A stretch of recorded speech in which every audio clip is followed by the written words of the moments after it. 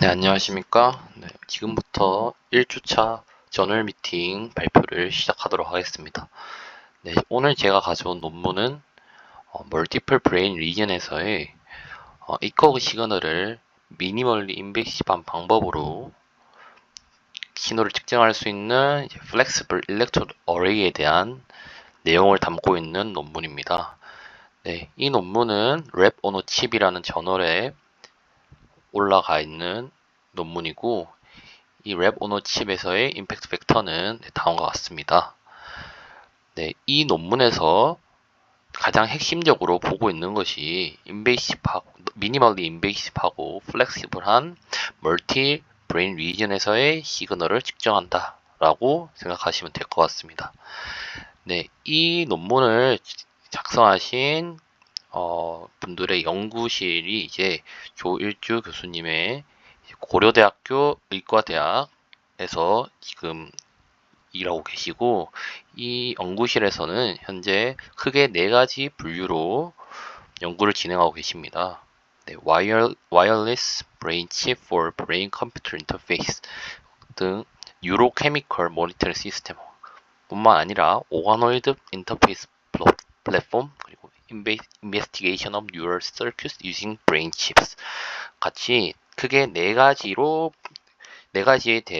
주제로 연구를 하고 계시고, 네, 조일주 교수님의 연구실은 이제 뇌와 다양한 신경 회로의 활동 측정을 위한 다양한 기능을 가진 디바이스뿐 아니라 오가노이드 플랫폼 등 다양한 방법으로 신경과학 발전을 위해 연구를 하고 계십니다. 네, 이제 발표에 시작하기 앞서 저희의 뇌 신호는 어떻게 측정할 수 있을까요? 네, 그 방법으로는 크게 두 가지가 제시되는데요. 이를 나누는 기준은 두개골을 개방하느냐 안 하느냐에 따라서 non-invasive method 그리고 invasive method 두 가지로 나뉘게 됩니다. 네, 먼저 non-invasive method로는 EEG 신호 측정이 있겠습니다. 네, 그림과 같이 두피에 전극을 이렇게 부착을 하고 이제 뇌파 신호를 이렇게 측정을 하는 방법인데요. 네, 이는 두개골을 개방하지 않는 방법이므로 감염이나 출혈의 리스크가 없다, 즉 안전하다라는 장점이 있지만 잡으면 되게 취약해서 스페셜 레졸루션이라는 공간 분해능이 매우 낮습니다.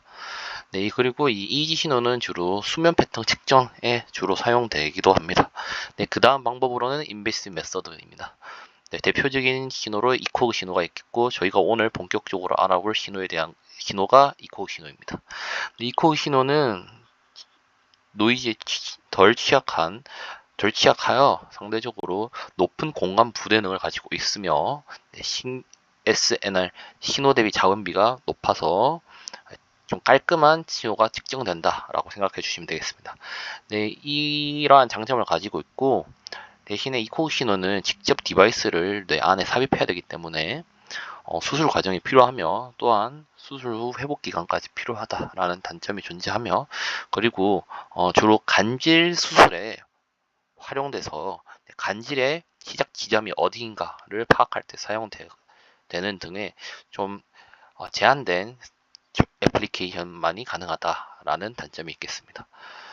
네, 저희가 이제 오늘 알아볼 거는 이제 이코그 신호에 대한 것인데, 이 이코그 신호의 이전 디바이스에 대한 내용은 다음과 같은 특징을 가지고 있습니다. 네, 그 중에서도 이 세 가지에 대해서 조금 자세하게 알아보겠는데요. 큰 레지 크래니컬 윈도우라고 해서 다음과 같은 이렇게 두개골의 구멍을 크게 뚫어야 합니다. 네, 이렇게 구멍을 크게 뚫게 되면은 뇌가 공기에 노출이 되게 됩니다. 네, 그렇게 되면은 뇌압이 낮아지고 또한 혈압이 높아지는 등의 문제점으로 인해 다음과 같은 데미지가 발생할 수 있겠다라는 단점이 있습니다. 네, 이렇게 브레인 데미지를 이제 최소화하기 위해서는 새로운 방법을 찾아야 합니다. 네, 이 논문에서 제시하는 방법은 다음 세 가지 방법을 활용해서 제시를 하고 있습니다. 네, 먼저 플렉시블 매터리얼인 폴리마이드를 사용하고, 그리고 네오디뮴 마그넷을 이 일렉트로드를 움직일 때 사용을 하고, 이렇게 그리고 맨들 디자인이라고 하는 이렇게 약간 구부러진 구조와 스트레이트 구조를 혼합한 구조를 활용해서 공간적인 커버리지를 극대화하며, 그리고 길고 플렉서블한 레그를 이렇게 다음과 같이 구조로 나타내서 네, 이 디바이스를 만들었습니다. 네, 이렇게 좀 자세히 살펴보시면은 이것이 이제 여기 이 부분에서의 레코딩 파트 부분인데 이렇게 다음과 같이 100마이크로 곱하기 100마이크로의 레코딩 일렉트로드를 각각 8개를 배치시킨 후 이 서브스트레이트로 이제 폴리마이드라고 하는 물질을 사용하였고, 그리고 레코딩 파트 뒷면에 네오디움 마그넷을 이렇게 부착을 시켰고, 세 번째로 말씀드린 이제 구조를 이런 식으로 만들어서 이렇게 조인트라고 하죠. 여기 커브드 스트럭처를 이렇게 스트레이트 디자인에 추가를 해 주어서 좀 더 자유로운 움직임과 이제 외력의 네, 적절한 분배를 도와주는 장점이 있습니다. 네, 이에 대해서는 좀 더 뒤에서 자세히 알아보도록 하고, 전체적인 디바이스는 다음과 같습니다. 네, 이 디바이스의 총 무게가 약 0.33g으로서 G에 이제 부착해서 G가 행동하는데 전혀 제약이 없을 정도의 가벼운 무게라고 보시면 되겠습니다. 네, 그 다음으로는 공정 과정에 대해서 조금 자세하게 말씀드리겠습니다. 네, 공정 과정은 이제 4인치 실리콘 웨이퍼에다가 이제 먼저 폴리마이드를 이렇게 올려줍니다. 그리고 티타늄과 금을 이렇게 이 일렉트로드 빔을 활용해서 이제 올려주고, 그리고 티타늄과 PT를 이제 스퍼터링을 활용해서 이렇게 올려줍니다. 네, 그럼 이 모든 과정은 전부 리프트 오프 프로세스로서 되게 이렇게 간단한 방법으로 마지막으로는 이제 포토 리스트를 활용해서 에칭까지 해주면은 이런 식으로 간단하게 만들어지고, 여기서 이제 실리콘 웨이퍼와 이제 분리를 시켜야 하기 때문에 에찬트를 활용해서 이제 웨이퍼와 얘를 분리시켜주면은 G에 그린 것 같이 이렇게 간단하게 만들어집니다. 네, 여기서의 특징이라고 하면은 원래는 이제 판으로 폴리마이드를 사용하는데 여기서는 인슐레이팅 레이어로서 절연층으로서 또 폴리마이드를 사용하였다라는 특징이 또 있습니다. 네, 그리고 이제 앞에서 말씀드렸다시피 패키징하는 과정에서 이제 저희가 레코딩 파트 뒷부분에 네오디움 자석을 붙이는데 이때 사용되는 물질이 스크로스겔이라고 해서 설탕을 약간 용해 끈적끈적한 형태로 만든 것인데, 이 스크로스겔이라고 하는 것은 바이오 컴패티블하고 생분해성, 생체 내에서 분해되는 특징을 가지고 있습니다. 네, 이에 대해서는 뒤에서 좀 더 자세하게 알아보도록 하고, 이제 전반적으로 어떻게 이 자석을 통해서 저희가 원하는 지점까지 이 디바이스를 옮길 수 있는가에 대한 과정을 설명드리겠습니다. 먼저 스컬 윈도우라고 하는 이 두개골에 구멍을 뚫습니다. 이 두개골에 구멍을 뚫고 아까 앞에서 보여드렸듯 이 레코딩 파트를 이제 여기 스컬 윈도우에 삽입을 한 후 외부 마그넷을 이용해서 이렇게 자기력을 이용해서 이런 식으로 원하는 지점까지 옮겨주게 됩니다.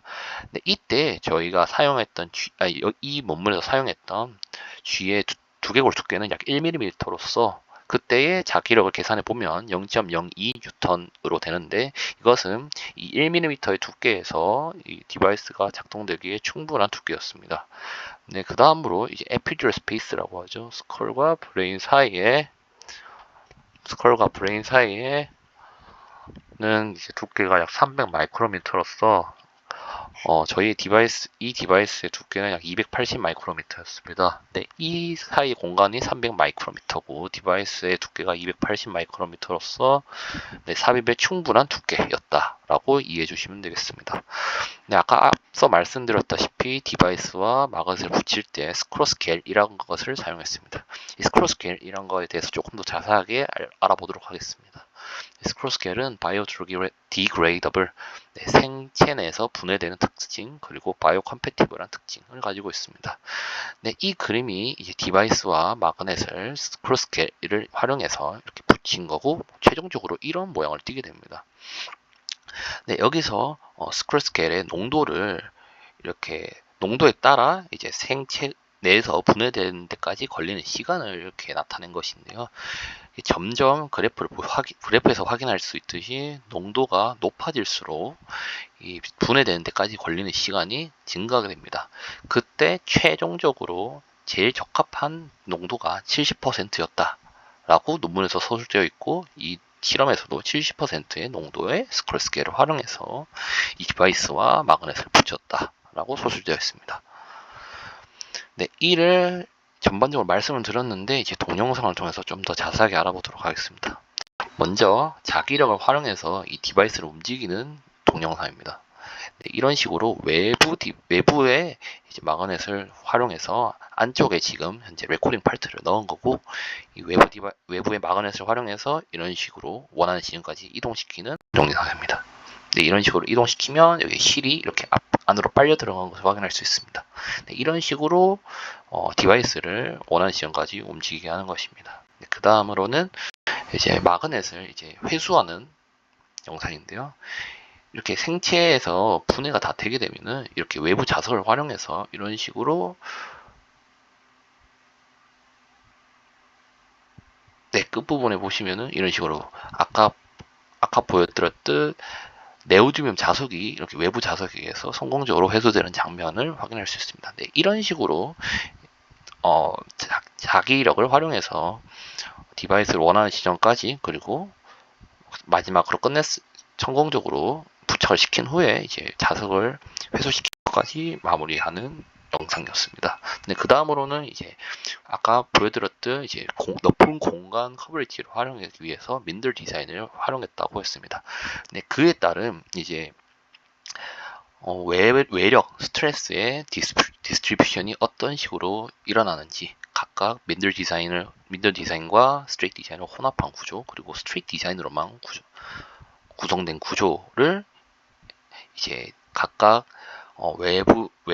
특정 압력이 이 0.05 뉴턴 퍼 밀리미터 제곱에 이 압력이 주어졌을 때 각각 디바이스에서 외력을 어떻게 분배하는가에 대한 데이터입니다. 네, 이런 식으로 위에 것이 민들 디자인과 스트레이트 디자인을 혼합한 구조, 밑에 것이 스트레이트 디자인만을 넣은 구조인데요. 그랬을 때 그림에서 쉽게 확인할 수 있듯이 이 민들 디자인을 혼합한 구조에서 더욱더 외력을 더 잘 분배시킨다 라는 특징이 있고, 이러한 특징으로 인해서 이 디바이스가 생체 내에서 움직이면서 이렇게 부서질 수 있는 리스크를 없애줬다라고 생각해 주시면 되겠습니다. 네, 이런 식으로 이 디바이스에 대한 핵심적인 원리에 대해서 알아보았는데요. 네, 그 다음으로는 실제로 이 디바이스가 생체 내에서 미니멀리 인베이시브하게 부착되었는가, 그리고 크게 데미지를 주지 않았는가에 대한 데이터를 가져와 보았습니다. 네, 각각은 이제 위에 거 TUJ라고 하는 것은 세포액을 염색한 것이고, DAPI는 이제 뉴런을 염색한 것인데, 이 각각 왼쪽과 오른쪽에 차이가 크게 존재하지 않다라고 하면은 이제 데미지를 크게 주지 않았다라고 이해해 주시면 되겠습니다. 이제 A의 내용은 Moving Tract. 네, 이렇게 저희가 아까 마그넷을 이용해서 움직이는 경로에 한 세포핵과 뉴런을 염색한 것이고, 여기는 이제 저희가 디바이스를 놓았던 부분에 세포핵과 뉴런을 염색했을 때 그 이미지 데이터입니다. 그랬을 때 각각 차이가 거의 나타나지 않았다 라고 확인을 할 수 있고, 이를 통해서 데미지를 매우 적게 주었다 라고 이해해 주시면 되겠습니다. 그리고 오른쪽 위에 있는 이 그래프는 뉴런의 수를 나타낸 것인데 큰 차이가 보이지 않습니다. 네, 이를 통해서도 이 디바이스가 데미지를 거의 주지 않았다라고 이해해 주시면 되겠고, 그 다음에 데이터는 이제 각각 왼쪽에 GFAP라고 하는 것은 성상교 세포를 염색했을 때의 데이터를 나타낸 것이고, 오른쪽은 이제 마이크로글리아라고 하는 미세하교 세포를 염색했을 때의 데이터를 나타낸 것입니다. 이 두 교세포의 특징으로는 데미지를 받게 되면 이 세포들이 이렇게 증식을 많이 하게 됩니다. 그렇게 되면은 여기 보이시는 이 흰색과 여기 빨간색 부분이 엄청 많아지게 됩니다. 그렇게 되면은 이제 데미지가 매우 많이 일어났다라고 확인할 수 있는데, 여기서는 각각 비교를 해보시면 큰 차이가 나타나지 않는 것으로 보아 이 디바이스가 거의 데미지를 주지 않았다라고 결론 내릴 수 있겠습니다. 네, 이렇게 디바이스가 거의 미니멀리 인베이시브하다라는 특징은 저희가 확인을 하였고, 그 다음으로는 이제 실제로 이코그 신호를 정확하게 측정하느냐에 대한 실험을 나타낸 것입니다. 먼저 이 G를 우레탄으로 마취시킨 후에 각각 모터 코어텍스와 비주얼 코어텍스에 신호를 나타낸 것인데 이 모터 코텍스와 비주얼 코텍스는 4mm 정도 떨어져 있습니다.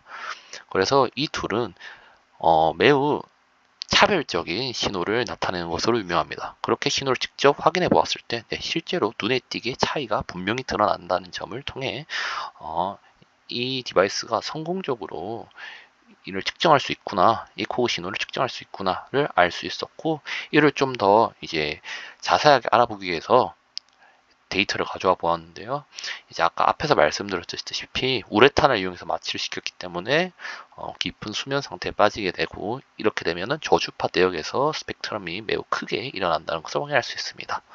실제로 각각 두 부분에서 크게 일어났고, 또한 이 신호의 크기가 각각 눈에 띄게 다르다는 점에서 성공적으로 이코그 신호를 측정할 수 있구나를 확인할 수 있었습니다. 네, 그리고 F에서 G 이 부분은 각각 비주얼 코텍스와 모터 코텍스에서 전반적인 주파수 대역에 따른 이제 이코그 신호인데요.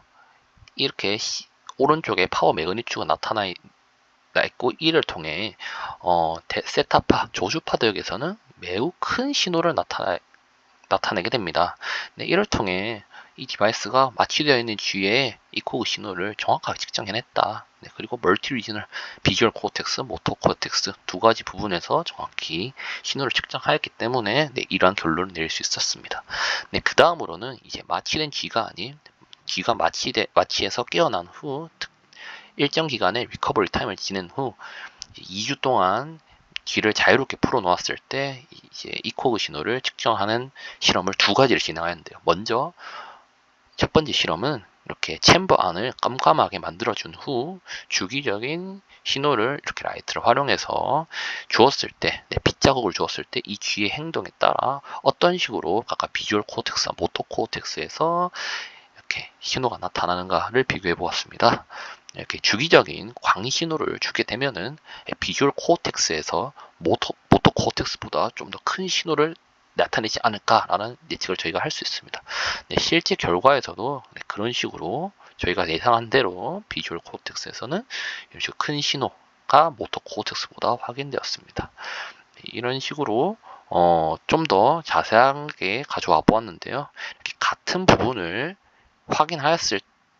확인한 일렉트로드일지라도 서로 다른 일렉트로드에서는 이런 식으로 신호가 다르게 나타날 수 있다라는 특징이 있었는데, 이는 이제 각각 부분에서 뉴런이 얼마나 존재하느냐에 따라 이런 식으로 같은 리전에서도 다르게 이렇게 신호가 나타날 수 있다라는 특징도 확인할 수 있었습니다.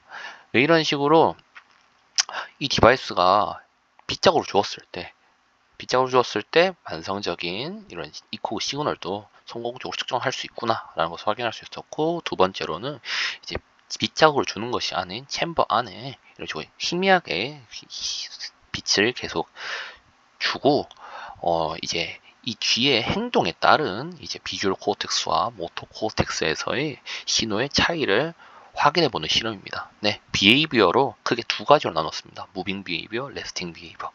네, 좀 더 세분화하면은 이런 식으로 두 가지로 각각 나눌 수 있었고요. 네, 그랬을 때 이제 신호를 측정해 보았는데, 이렇게 빨간색으로 나타내진 것이 무빙 비헤이비어이고 파란색으로 나타내지는 것이 레스팅 비헤이비어입니다. 네, 그랬을 때 이렇게 무빙 비가 움직이게 되면은 이제 저희가 움직임을 동반함으로 이제 모터 코텍스에서 좀 더 큰 신호가 나타나지 않을까라는 예측을 해볼 수 있는데, 실제로 이렇게 위아래 비주얼 코텍스와 모터 코텍스에서의 데이터를 비교해 보면 모터 코텍스에서가 비주얼 코텍스보다 무빙 비헤이비어에서 더 큰 신호를 나타낼 수 있었지만, 레스팅 비헤이비어를 비교를 해보시면 큰 차이가 없는 것을 쉽게 확인할 수 있습니다. 네, 이런 식으로 자극을 주지 않아도 실제 프리 비헤이비어에서도 이런 식으로 정확한 저희가 일반적으로 알고 있는 이렇게 차별되는 신호를 정확하게 측정할 수 있다 라는 것을 확인할 수 있었고, 앞에서 보여드렸던 이것은 이제 각각 8개 일렉트로드에서 1개를 가져온 것이고, 전체적인 일렉트로드에서의 비교를 해보면은 각각 차이가 있긴 하지만 그래도 전반적으로는 정확하게 아까 앞에서의 내용과 일치하게 무빙 비헤이비어에서는 모터 코텍스 좀 더 큰 신호, 레스팅 비협에서는 거의 차이가 없는 것을 통해 이 디바이스가 성공적으로 이제 만성적인 멀티 리저널한 이코그 신호를 정확하게 측정할 수 있다라는 것을 쉽게 확인할 수 있었습니다. 이런 식으로 이번 논문에서는 가장 중요한 미니멀리 인베이시브 브레인에 최대한 데미지를 주지 않으면서도 이제 멀티 리저널한 에코그 시그널을 정확하게 측정할 수 있는 디바이스에 대해서 나타내고 있는데, 아래와 같은 세 가지 특징을 활용하여 이 디바이스를 성공적으로 만들어냈고, 실험 결과 정말 데미지를 크게 주지 않았고, 그리고 정확한 이코그 시그널을 측정했다는 점에서 큰 의의가 있는 논문이었지 않나 라고 생각해 봅니다.